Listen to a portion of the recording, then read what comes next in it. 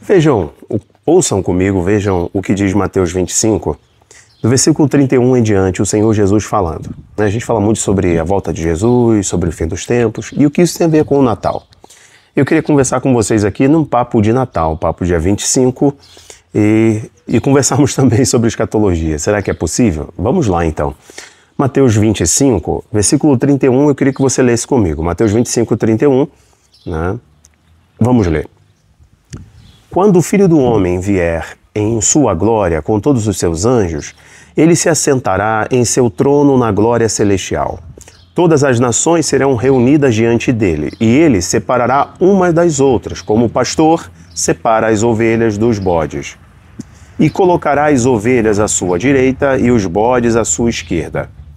Então o rei dirá aos que estiverem à sua direita: venham, benditos do meu Pai, recebam como herança o reino que foi preparado para vocês desde a criação do mundo.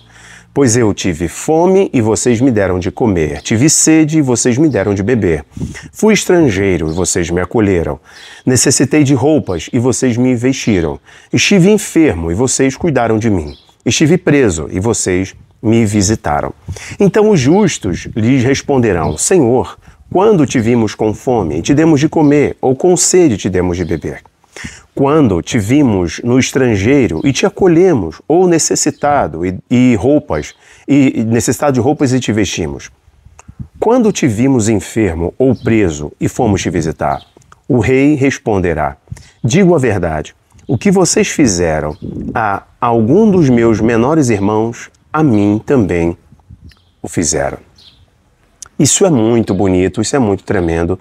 Isso aqui vem na sequência, Jesus falando sobre o juízo sobre as nações, né? E Mateus vai registrar isso, ele falando isso antes de ser ungido em Betânia, e depois do sermão profético e etc. Isso aqui é muito tremendo e Jesus está dando os últimos conselhos aos seus discípulos, né? E isso tem a ver conosco. E há uma conexão muito grande com o símbolo do Natal. A segunda chance, a oportunidade, a esperança. Bom, vamos lá. Eu queria recomendar para vocês, para fazer alusão, para poder dar sentido a esse vídeo aqui, você conseguir, né, ampliar o seu conhecimento, eu queria te indicar um filme. E esse filme está no Abaplay. Se chama O Quarto Sábio. Provavelmente você vai assistir também nas plataformas abertas. Mas se você puder assistir lá dentro do Abaplay, seria legal porque você valoriza o nosso trabalho. O Abaplay é uma plataforma que nós criamos do zero. E lá tem filmes, a série bíblica é maravilhosa, Daniel, tem José do Egito, tem Davi, Golias, tem Jeremias, Abraão, Jacó, Paulo de Tarso. Bom, Abraão, eu amo o filme de Abraão, e Paulo de Tarso, são os dois que eu mais amo lá. Então lá tem muitos filmes cristãos, filmes para a família.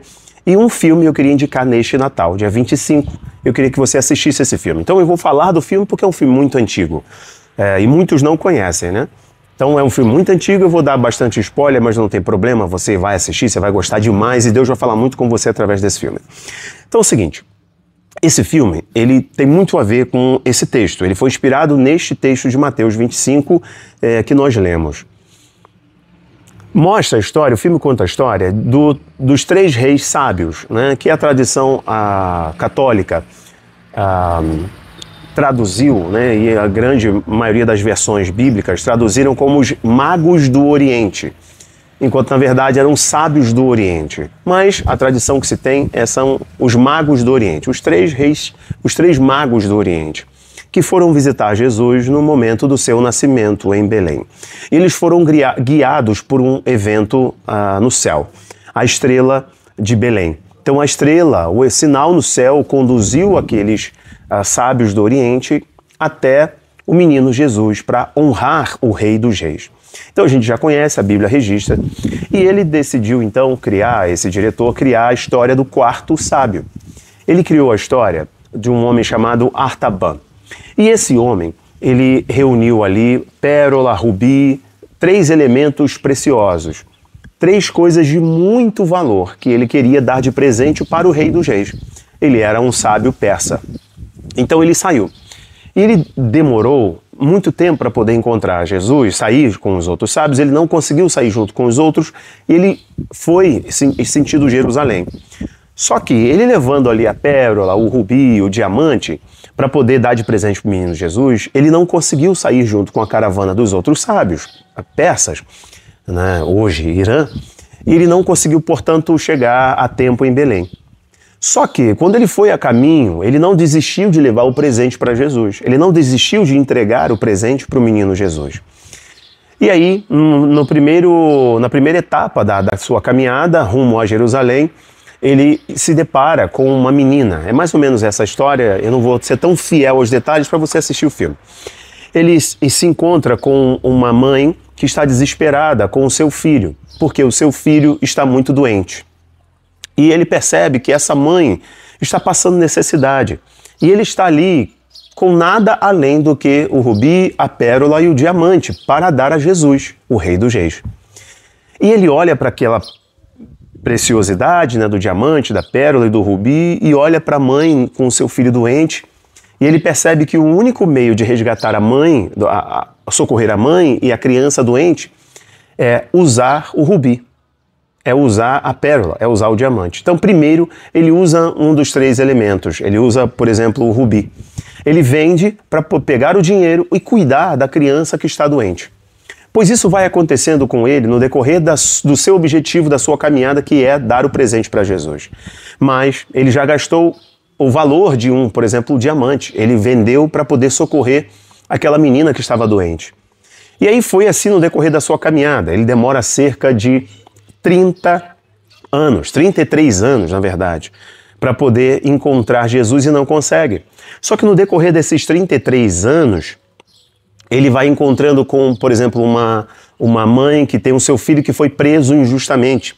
E aí ele tem que vender a pérola. E em outra situação, alguém que está preso injustamente. E ele precisava pagar para que aquela pessoa que estava presa injustamente pudesse ser solta.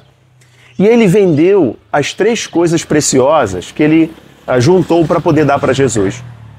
Quando, em determinado momento, ele chega a Jerusalém, ele percebe que Jesus já tinha sido crucificado.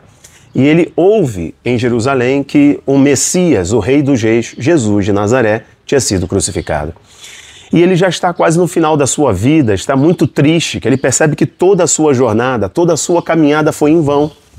Ele não teve propósito de vida, porque o seu propósito era dar presentes para Jesus. Mas ele teve que vender tudo para socorrer uma criança, para socorrer uma pessoa que estava presa injustamente, para poder dar de comida ou curar uma pessoa que estava enferma, e ele gastou tudo.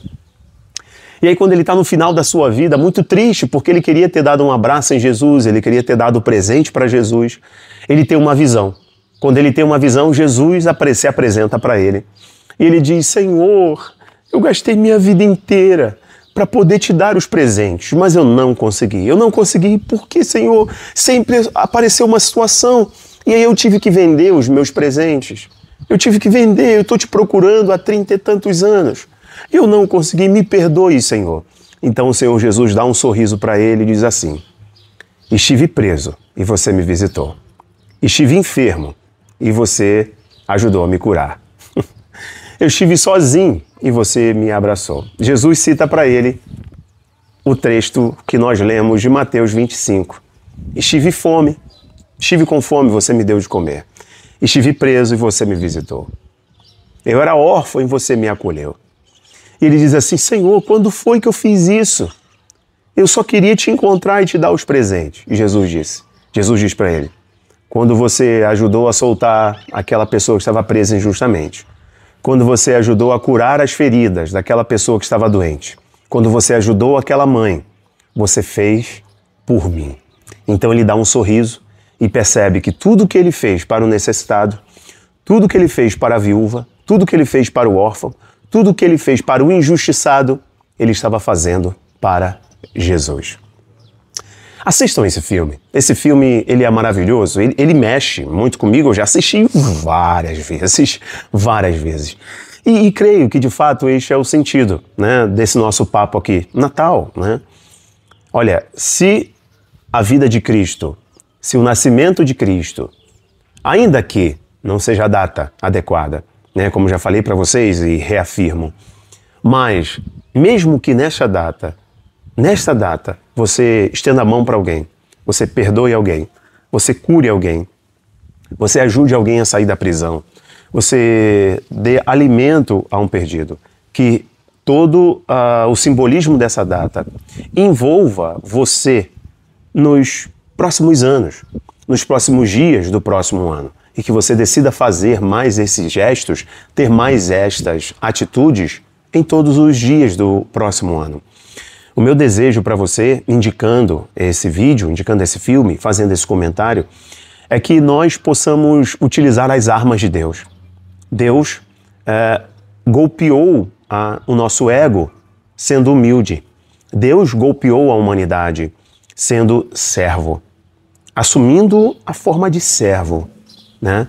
Deus, ele golpeou o diabo, não com o seu poder, mas golpeou o diabo com a sua humildade. O maior golpe que Jesus deu, o maior ataque de Jesus foi: se baterem na sua face, dê a outra. Então, o golpe que o Evangelho dá é o golpe do perdão, é o golpe da misericórdia, é o golpe de estender a mão. Certo, meus irmãos? Que a nossa fé seja tão operante e não tão contemplativa, ao ponto de o fogo do Espírito Santo nos ajudar, nos consumir e nós rejeitarmos o pecado e nos tornarmos mais parecidos com o Senhor, pregarmos contra o pecado, pregarmos santidade e estendermos as mãos para aqueles que precisam, para aqueles que de fato precisam ser alcançados pelo Senhor. Que a nossa fé seja viva, operante no mundo espiritual, em dimensões espirituais, com armas espirituais, mas que também seja operante em socorrer o órfão, a viúva, o necessitado, aquele que está preso, transmitindo ali, na realidade, na real, o que é de fato seguir a Cristo. Um cristão, ele tem um modelo a seguir, e o modelo é Cristo. Não se importando com o que vão dizer, com o que vão pensar, né? Jesus era acusado de sentar com beberrões, de conversar com prostitutas, de conversar com pessoas afamadas, mal afamadas, né? Era a fama do Senhor Jesus, porque ele não se importava com religiosidade. Ele socorria, ele estendia as mãos. É o que a gente possa fazer, que esse filme te inspire, que esse nosso papo de 25 de dezembro possa te inspirar a você, em 2025, a começar por hoje, mas todos os dias, você estender a mão. Pregar, às vezes de boca fechada. Muitas pessoas dizem assim: pastor, eu quero pregar. Como é que eu faço? Comece de boca fechada. É meu primeiro conselho. Eu quero pregar. Então comece de boca fechada. Comece com a mão estendida e com a boca fechada. Aí você está iniciando o ministério. Geralmente quem começa com muita boca aberta, recolhe as mãos. Faz o contrário. Estenda as mãos, silencia a tua boca e deixa o teu testemunho pregar que Jesus é o Senhor da sua vida. Vou parar por aqui. Um abraço. Que outro filme você recomendaria hoje, no dia 25? Comenta aqui embaixo. Um abraço, pessoal. Tchau, tchau.